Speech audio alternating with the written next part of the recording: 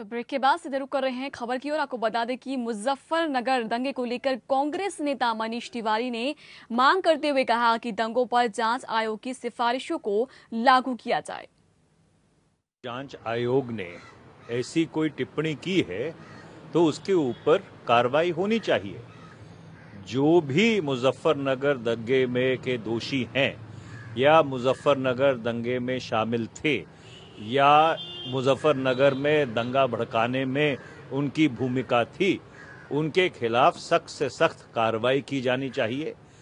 भारत में विडंबना ये है कि जो जांच आयोग की सिफारिशें होती हैं उसको सरकार लागू नहीं करती। भी व्यक्ति और विचारधारा इसके लिए जिम्मेवार है, उसके खिलाफ कार्रवाई होनी चाहिए। रहस्यमय तरीके से मंगलवार से लापता होने के बाद पटेल आरक्षण आंदोलन के नेता हार्दिक पटेल बुधवार को सामने आ गए। हार्दिक ने दावा भी किया कि हथियारों से लैस कुछ अज्ञात लोगों ने उन्हें अगवा कर लिया था और उन्हें ये धमकी भी दी थी कि वो अपना आंदोलन बंद कर दे वरना उन्हें जान से मार दिया जाएगा। हार्दिक उसी समय से सामने आए जब कुछ ही घंटे पहले गुजरात हाईकोर्ट ने आधी रात के बाद मामले की सुनवाई करते हुए राज्य सरकार को उनका पता लगाने का आदेश दिया था। गुजरात पुलिस ने बुधवार को आंदोलन के प्रमुख नेता हार्दिक पटेल के एक करीबी सहयोगी के खिलाफ प्रधानमंत्री नरेंद्र मोदी, मुख्यमंत्री आनंदीबेन पटेल और भाजपा प्रमुख अमित शाह के बारे में कथित रूप से आपत्तिजनक बयान जारी करने पर देशद्रोह का मामला दर्ज कर लिया है।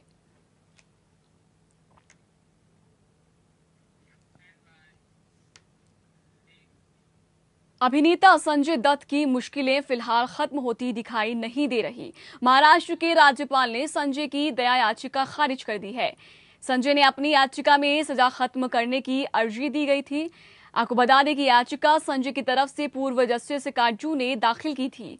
गौरतलब है कि अभिनेता संजय दत्त को 1993 बम धमाके में अवैध हथियार रखने का दोषी पाया गया था और इसी के चलते संजय यरवड़ा जेल में 5 साल की सजा काट रहे हैं।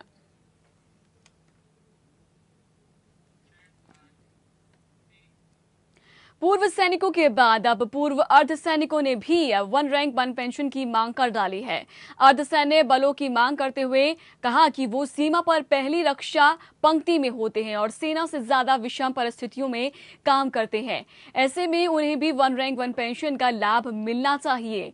आपको बता दें कि पूर्व अर्धसैनिकों ने 2 नवंबर को जंतर मंतर पर अनिश्चितकालीन धरने पर बैठने की भी योजना बना ली है। वहीं पूर्व अर्धसैनिकों ने धमकी दी है कि जैसा फॉर्मूला केंद्र सरकार ने अपनी बात मनवाने के लिए पूर्व सैनिकों ने अपनाया था, ठीक वैसा ही पूर्व अर्धसैनिक भी करेंगे।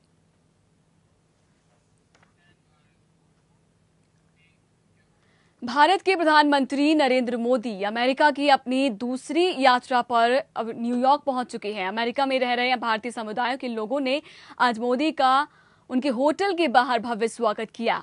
आपको बता दें कि मोदी का ये 6 दिवसीय अमेरिका दौरा है। वो संयुक्त राष्ट्र सम्मेलनों में हिस्सा लेने के लिए अमेरिका आए हैं। वहां वो दुनिया भर के बड़े कारोबारियों को भी संबोधित करेंगे।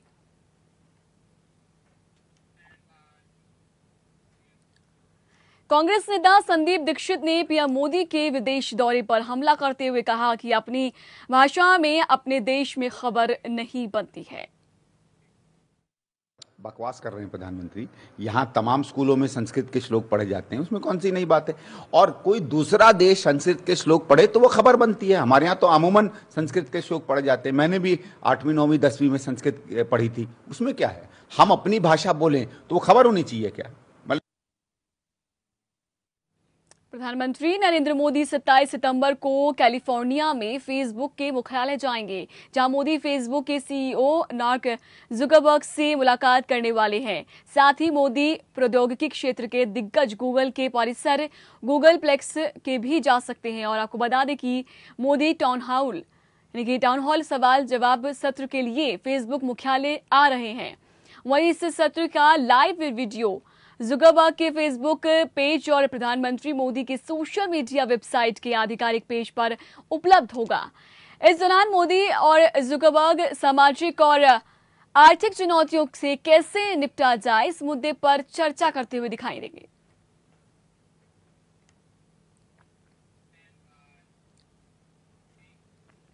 प्रधानमंत्री नरेंद्र मोदी की आध्यात्मिक गुरु स्वामी दयानंद गिरी का निधन हो गया है। स्वामी दयानंद गिरी पिछले कुछ समय से गंभीर रूप से बीमार चल रहे थे।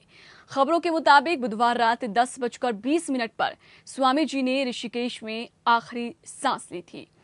बताया जा रहा है कि शुक्रवार को उनका अंतिम संस्कार किया जाएगा। आपको बता दें कि 11 सितंबर को प्रधानमंत्री नरेंद्र मोदी ने अपने गुरु की बिगड़ती तबीयत के चलते उनसे मिलने के लिए वो ऋषिकेश भी गए थे, मुलाकात की थी। स्वामी दयानंद गिरी और पीएम मोदी का रिश्ता बहुत पुराना था।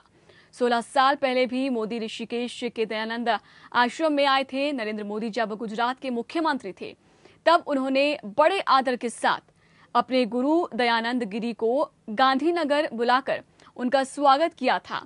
86 साल के स्वामी दयानंद गिरी की सबसे बड़ी खूबी ये थी कि वो वेदांत के जरिए आज की समस्याओं का भी निदान निकाल लेते थे। यही वजह है कि मोदी के जीवन में अपने गुरु का बहुत गहरा प्रभाव दिखता है।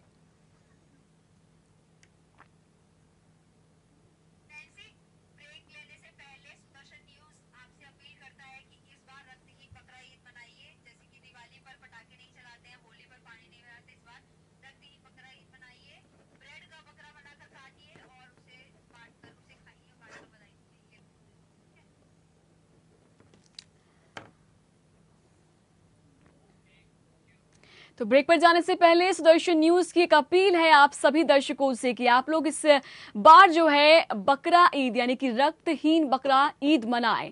ब्रेड का बना बकरा काटें और सुदर्शन न्यूज जो है आपसे इस मुहिम में शामिल होने के लिए अपील करता है।